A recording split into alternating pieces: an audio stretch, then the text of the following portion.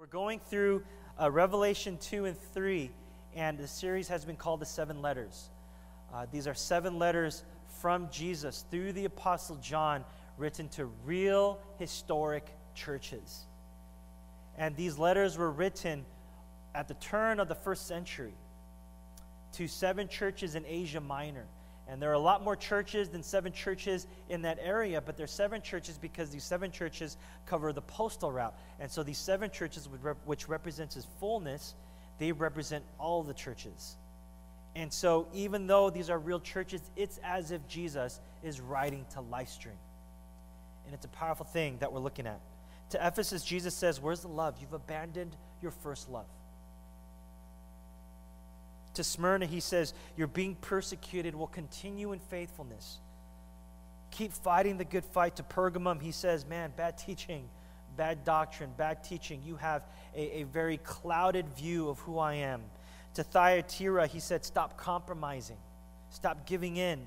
To Sardis, he says, hello, anyone there? You guys are like a dead church. And to Philadelphia, listen, he says, you're small, but you're big. And I know you're like, what in the heck does that mean? We're going to get to that. He says, you're small, but big. This is a letter of affirmation.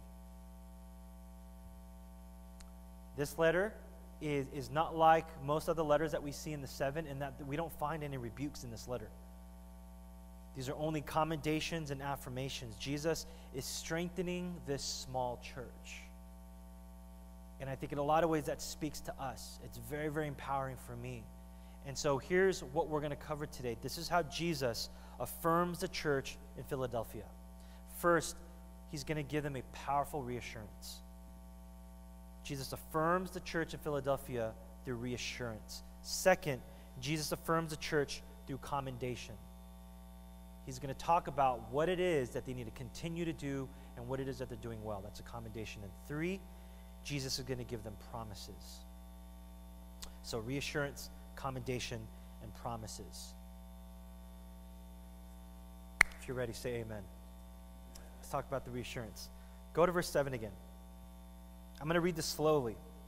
And to the angel of the church in Philadelphia write, the words of the Holy One, the true one, that's Jesus, who has the key of David. So take notice of that. Jesus has the key of David, who opens and no one will shut. Who shuts and no one opens. What's that about? Well, we'll get to that. Verse 8, I know your works. Behold, I've set before you an open door, which no one is able to shut. I know that you have but little power, and yet you have kept my word and have not denied my name. Right? That's the commendation. Verse 9, behold, I will make those of the synagogue of Satan who say that they are Jews and are not, but lie. Behold, I will make them come and bow down before your feet, and they will learn that I have loved you. So, a lot going on here. There were Jews who at first said that they would worship with the Christians, right? And then Jesus says, but they basically betrayed you. They lied. They acted like they were your friends. They acted like they were a community. They're putting up a front. Later on, they would report these Christians to the Roman government, right? And I talked about that in one of the previous churches as well. Back then, it was basically all about cultic emperor worship. You had to worship the emperor or else you would be persecuted. And we talked about this more in week 1, where millions of Christians are being persecuted, they're suffering, and they're being killed under Nero and Domitian. And they did that because they professed Jesus as Lord. They professed Jesus as God. And so what would happen is the Jews had some kind of agreement with the Roman government in that they could practice their faith as long as they're law-abiding citizens, as long as they don't cause any kind of trouble, they could practice their Judaism. But under the camp of Judaism, there were these Christians, these radical, zealous disciples and followers of Jesus who would be able to worship under the ban of Judaism. And the Jews said, okay, that's cool with us. And then later they would basically lie to them and turn them in. Because as soon as they sensed any kind of threat from the Roman government, they would say, we don't want a part of that. And so they would turn in all these Christians, and then they would suffer and they would be persecuted and so forth. So that's what's happening here. And so this is a small church. And for these Philadelphians, listen, the door to worship was closed. That's what's happening. So Jesus is using that physical picture to create a spiritual truth. Literally, the doors of the church, the doors for worship to them were closed. They could not go to church because they were excommunicated. That's the historical context. That's what Jesus is speaking into. Imagine not being able to go to church. It's hard for me to really imagine that. I've been going to church my whole life. And never have I ever faced that kind of persecution. Never have I been excommunicated. Never have I gone to church and they said, you're not allowed here. Literally, that's never happened to me, which is a good thing. But when I say, imagine not going to church, I'm not talking about this. I'm not talking about you've been having a rough couple weeks. Things at work are crazy. You're stressed out. You just need your own space, right? And so you just need a day of your own on Sunday and you don't feel like worshiping. I'm not talking about that, okay? I'm not talking about you don't want to see that person at church because you had a big fight and you don't want to affect others in their worship, especially because we're a small church and a small community. Everybody knows everybody's business, and so you'd rather just skip that day and go maybe in a couple weeks. I'm not talking about that. I'm not talking about how you had a little bit too much to drink on Saturday night, and so you don't want to come up to church sobering up or hungover, and that's why you don't go to church. I'm not talking about that. I'm talking about you literally can't go to church. You're going to go to church, they're going to shut the door on you, and they're going to flat out say, you are not welcome here. And the next time you are here, we're going to report you to the government, and you're going to be arrested. I can't imagine that happening. And I get the feeling, I get the sense that that's kind of what's happening here in the Church of Philadelphia. And so I'm thinking about, okay, what if that were to really happen here at Livestream? It's hard to imagine, but let's just be as literal as we can. For some reason, Livestream said, you are excommunicated and you can't do church. The city of Artesia said it's illegal to be Christian, and so they shut down Livestream, whatever it is. Do you think that right away the church is going to cease? No, I don't think so. I think what's going to happen is the Christians here, people at Livestream, members here, we're going to get angry, and we're going to say, what happened to freedom of religion? We're going to complain, we're going to grumble, we're going to do all these things, and then that anger is going to turn into passion. And that passion is going to cause us to start doing church at homes. We're going to start meeting at your houses. We're going to infiltrate your apartments, your condos, and your homes, hide your kids, hide your wives. The church is coming in, right? And we're going to get all fired up. You know what I'm saying? We're going to do house church. And for those of you who are like extreme introverts, this is your kind of church, baby. You don't have to meet and create out new people. You just meet in the privacy of your own home, and you love it. It's tight-knit. It's family. Every week someone brings like a plate of food. It's like potluck style. You know what I'm saying? Like that's how we're going to do church. And for some of you, you love it. You give it 3 months. You give it 6 months, a year, maybe 2 years. And then what happens? That passion is going to eventually die out just a little bit, and things are going to get hard. Because if all the churches here in Artesia split up into house churches, we're talking 10, 20, 50, 100 house churches, how many seminary-trained pastors do you think there actually are? Not every church is going to get a theologically trained pastor to preach. Out of the 100 or so churches, how many do you think can actually play an instrument and sing and lead worship? And so it's going to be, practically speaking, hard to do church. Sure, the passion is there. Sure, it's tight-knit family gatherings. Sure, it's this house church, and it's awesome at first, but practically speaking, the offerings are going to start dying down, the attendance is going to taper off, and you're going to experience some real difficulty because of practicalities of church. But I believe in that kind of context, there will be people who stay.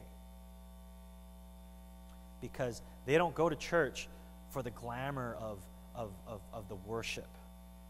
They don't go to church because of how fancy, the electric guitar player goes. They don't go to church because the pastor is super eloquent, articulate, and he's an author, and he's a podcast preacher, and all these things. They go to church because they want to pursue Jesus together. As simple as that sounds, that's why they go to church. And I believe that that's not going to die out. You see, I imagine that the Philadelphian church went through something like that. We don't know exactly what happened, but what we do know is that the doors of the church were literally closed on them. They were excommunicated from the church, but they still did church. And it's in that kind of context where Jesus will reassure them. He says in verse 8, I have the key of David. It's in that kind of context where Jesus will say, yes, the door of the church may be shut on you, but guess who has the real key to the real worship, to the real King, to the real God? Jesus. It is this awesome reassurance. Now, we got to understand something about the key of David. This comes out of Isaiah 22:22, if you're taking notes. I'll read that for you. And I will place on his shoulder the key of the house of David. He shall open, and none shall shut, and he shall shut, and none shall open. So when this prophet talks about the key of David, what is he really talking about? See, when we think of keys, we think of these little keys, little metal things that we put on little holes, right? That we carry in our pockets, we carry in our backpacks, whatever it is. But back then, the key of David wasn't this modern home, it was the temple. You didn't get a little key to open up this big old door for a temple. What did you have? Back then, it was this big wooden key that you would literally crank. It's like this old epic movies, Lord of the Ring type of movies. You're going into a castle or something like that. You didn't use a little metal key, you know what I'm saying? Thumbprint or whatever, code. They didn't have that. It was this big wooden key that you would turn, and then this big old door would open. That's the physical key to a spiritual key that Jesus is referring to. Why would you go to the house of David? Why would you go to the temple? To worship, to engage with God, to make a sacrifice, not out of fear, right? Not out of shame, but you genuinely want to give to God out of your devotion, out of your love. You want to go to God in the presence of the living God and engage your soul with Him. And at the end of the day, why did you go to the temple? To see and to receive salvation. That's where God dwelt. So guess what Jesus is saying? I have the key to salvation. I have the key to how you can engage with God in worship. Do you see what Jesus is saying?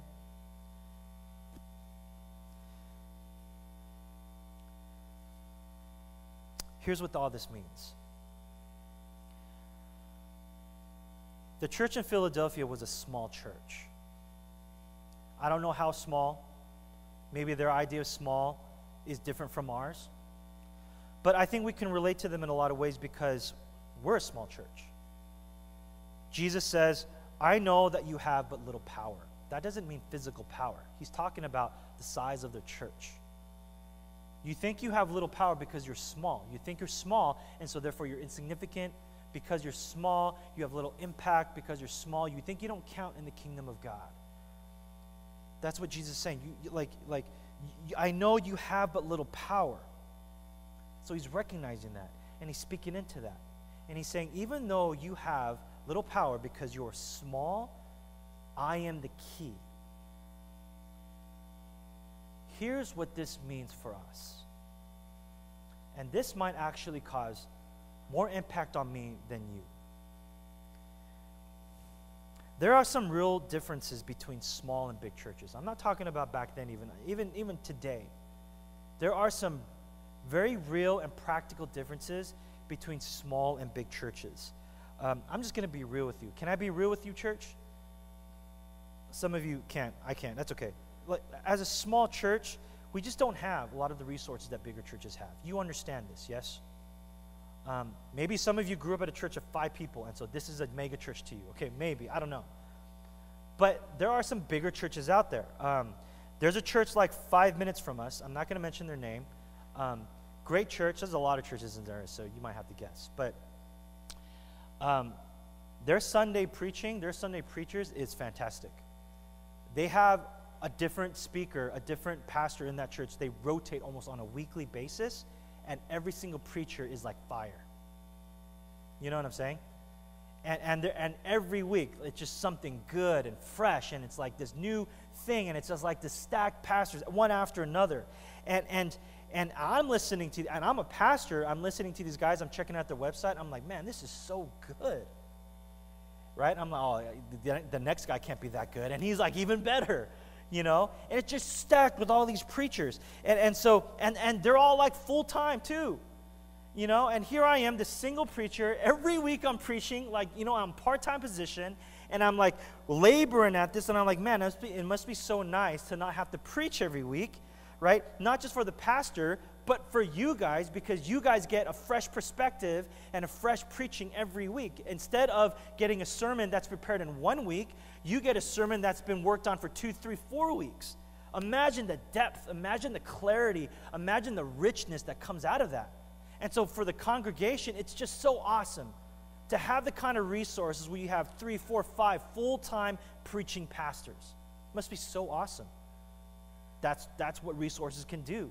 That's a practical reality or a difference between a small church and a big church. I'll give you another one. I would love to have an office. I don't have an office here. And for you, it's like, oh, you just want your own space. That's true.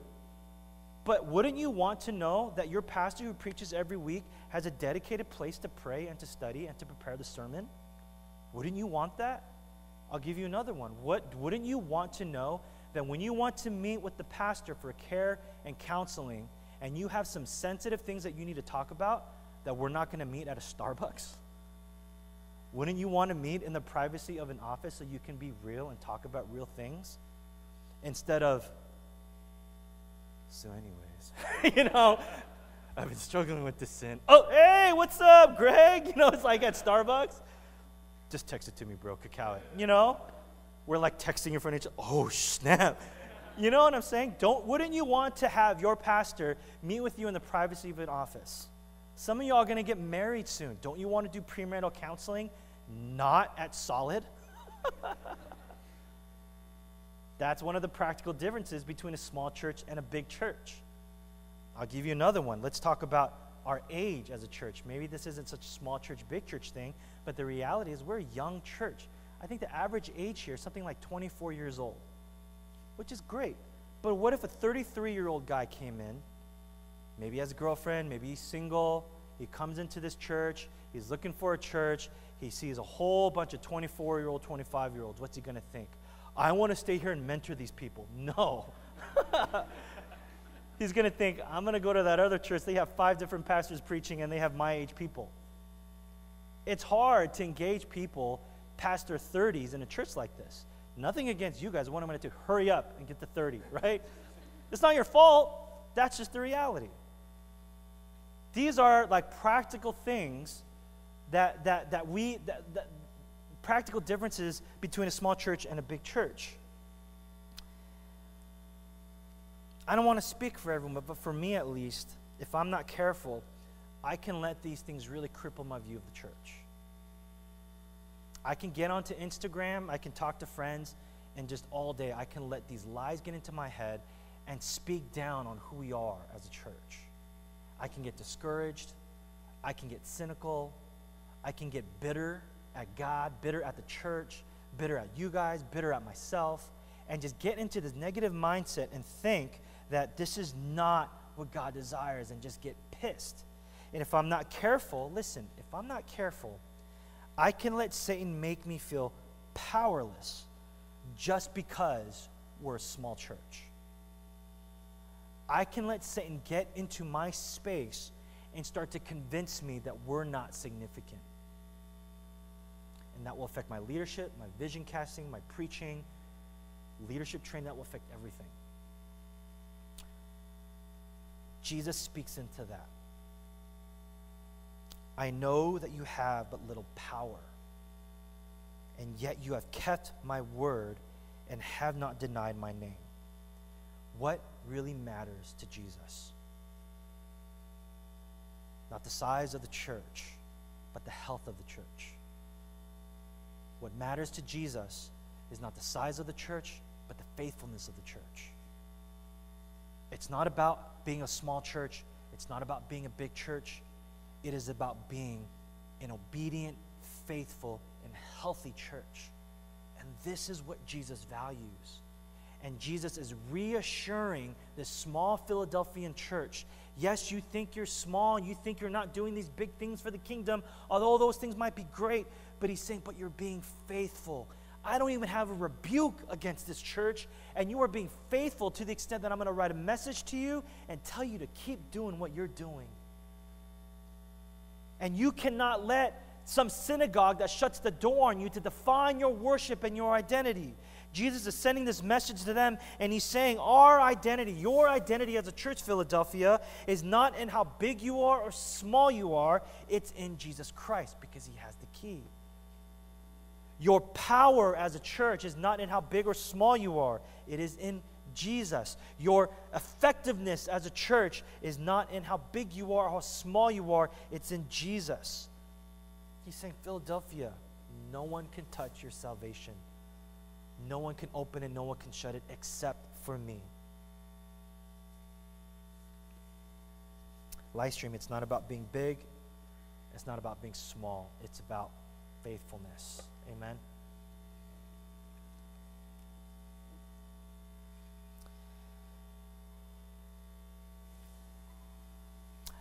I think I could just even take it a step further. So if we're a small church, and it's about health, and it's about faithfulness, I think we need to hear something from this letter.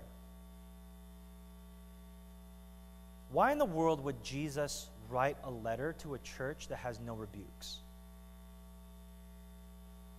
You know what I'm saying? Like, isn't it worthy or isn't it significant to write a letter to a church if there's something wrong with it? If everything's okay, everything's working well, just leave it alone. Let them keep doing. But he's doing something to affirm them. So, listen to me. Let's accept the fact that we're small. I'm not saying let's settle, and I'm not saying let's be comfortable, and I'm not saying let's get into cruise control. If we are this size, then let's accept the fact that we are this size, and let's hear the assurance from God. What do I mean by that?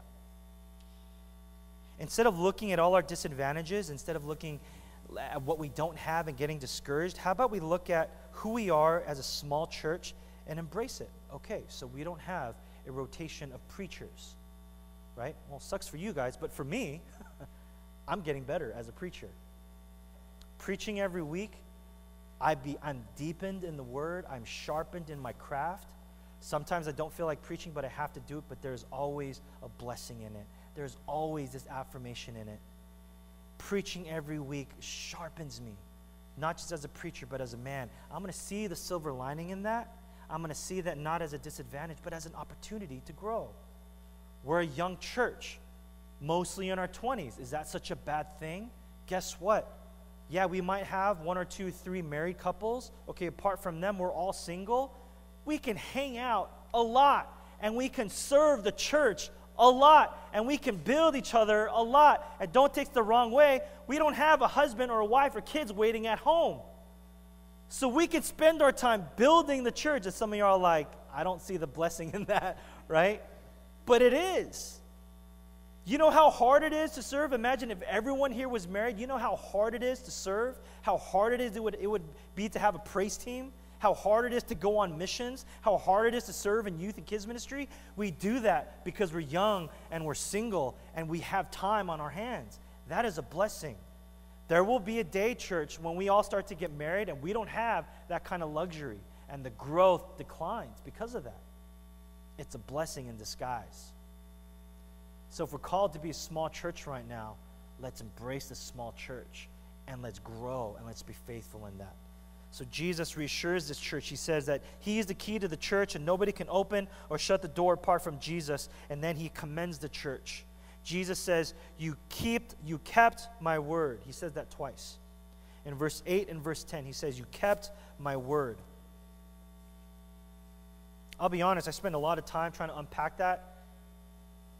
And I realize how simple it is. What does it mean to keep God's words? It just means obedience. I'm trying to attack it from different angles. I'm trying to come up with a hip and sexy way to present that to you. But really, at the end of the day, it just means they were obedient.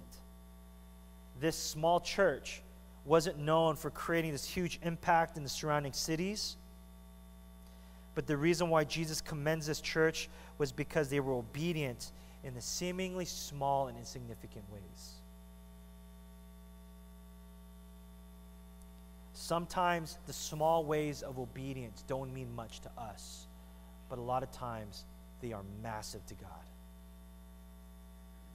In the everyday ways of decision making, in the everyday and normal ways of how you spend your time, your money, your resources, how you build or how you don't build, how you invest or don't invest, these little micro decisions that you make almost on a daily basis, they are massively significant to God. And I hate talking about something so cliche and so simple in a Sunday message, but obedience is fueled by knowing the Bible.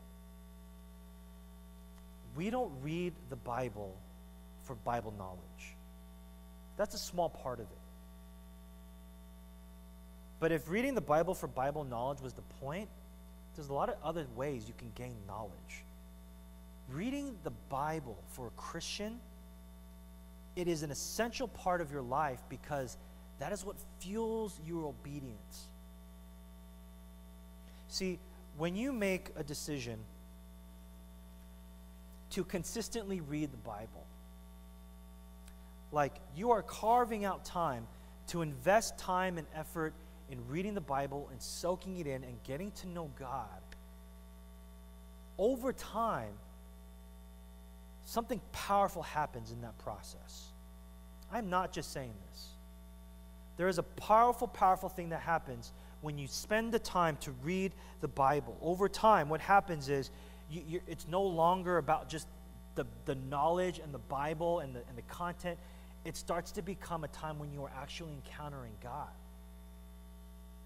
Because it is, in fact, God's Word. And as you are delving into the Bible, you encounter the living God, not at the temple, not on the city on a hill, but in the privacy of your own room. In the privacy of your own room, you are encountering the living God. And the Holy Spirit activates His presence in such a way that when you're reading the Bible, it starts to speak to your soul. And when God's Word becomes a source of power to you, then obeying God in the small way just becomes a part of who you are. Some of you are like, what in the world are you talking about? Here's what I mean. What do I mean by obeying God in the small ways? Saying sorry when you are wrong.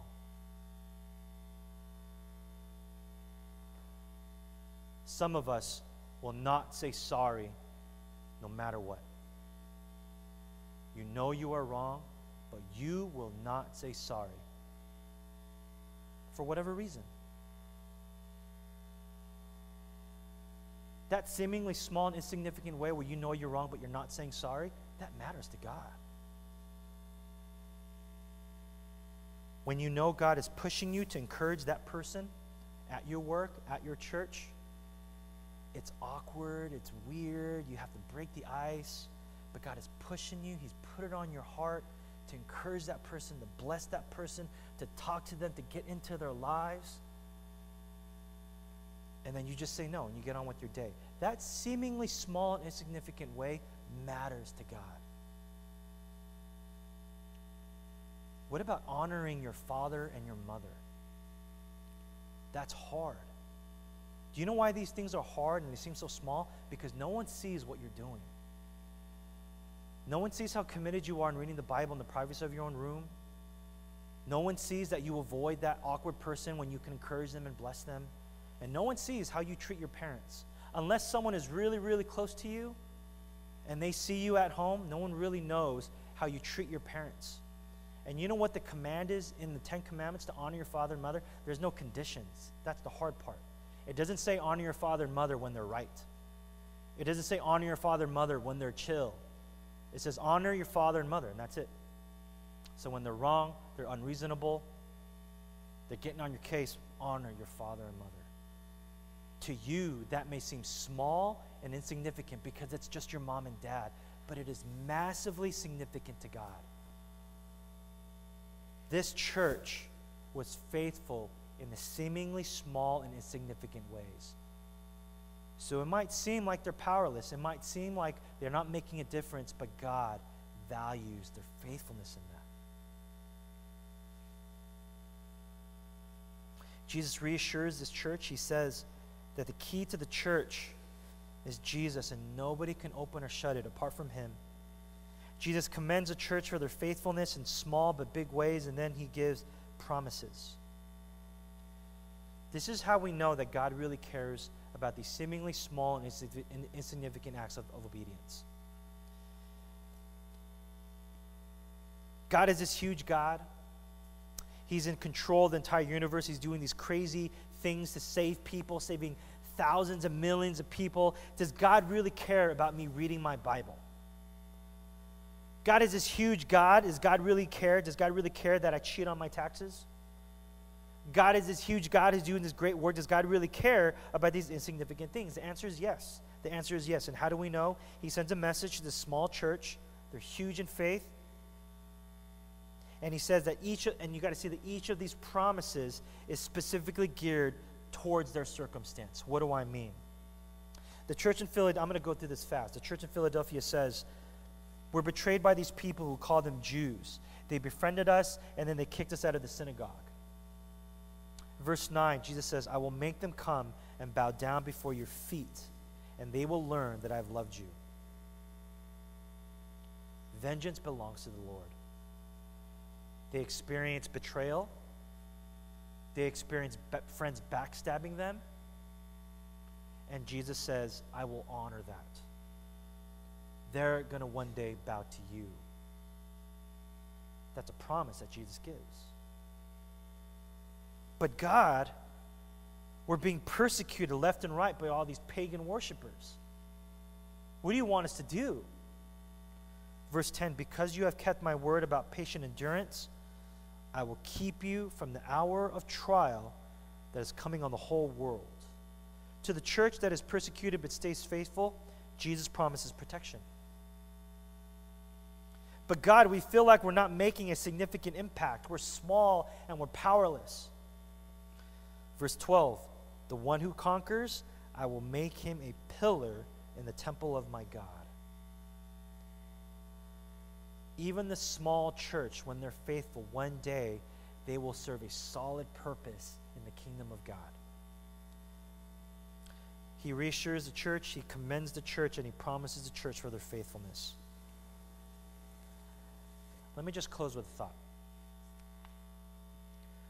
Some of you know this about me, but I really, really hate being sick. All things considered, this may not be the best example. I'm fine. Nothing's wrong with me. But I just hate being sick. I hate being sick so much that I'd rather not be sick than be healthy. I don't even know if that makes sense. But I don't care about health so much. I just don't like being sick. Being sick sucks. It slows down my productivity. I get hazy in the way I think, and I don't like being out, right? And I don't know when I'm going to get better. Do I need to go to the hospital? Like, I just hate being sick. And I think that there's some of you, right, who also, everyone hates being sick, but there are some of you who you don't actually do anything to take care of your body until you get sick, which is like really funny. You know what I'm saying? Like, you eat junk food, you have poor sleeping habits, you don't drink enough water, you don't live an active lifestyle, you don't work out or exercise, right? It's like the worst lifestyle possible, but then like you get like a cough and all of a sudden it's like overdosing on vitamin C, you know, you're sleeping 15 hours a day, right? Like you miss school and work to get rest. You do all these things to get yourself better, which is funny because what if you adopted this mentality called preventative care? You know what I'm saying? What if you adopted this mentality called healthy lifestyle? Right? Try it out. You might like it. Basically, it's taking care of yourself before something happens. Instead of waiting around for the sickness to hit, you're taking care of yourself. So maybe you're the type who lives by this mentality, why fix something if it's not broken? Well, there's a lot of value in this because what if instead you ate healthier, you exercised regularly, and you were more disciplined with your rest time? What if instead of only reacting to sickness, you were proactive in living a healthy lifestyle? Yes, you will still get sick, but the frequency will be less. Yes, you will get sick, but the intensity will be less.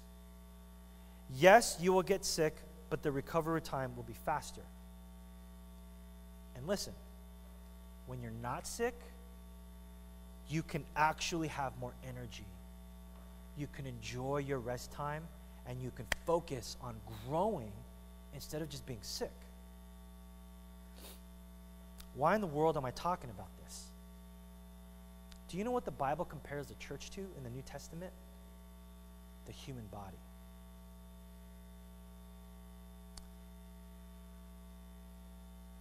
What if the idea of preventative care was true for the church? What if the idea of healthy lifestyle was true for the church? I think sometimes the church waits until something is wrong before we actually do something. We just kind of sit and wait around until we get sick, metaphorically speaking.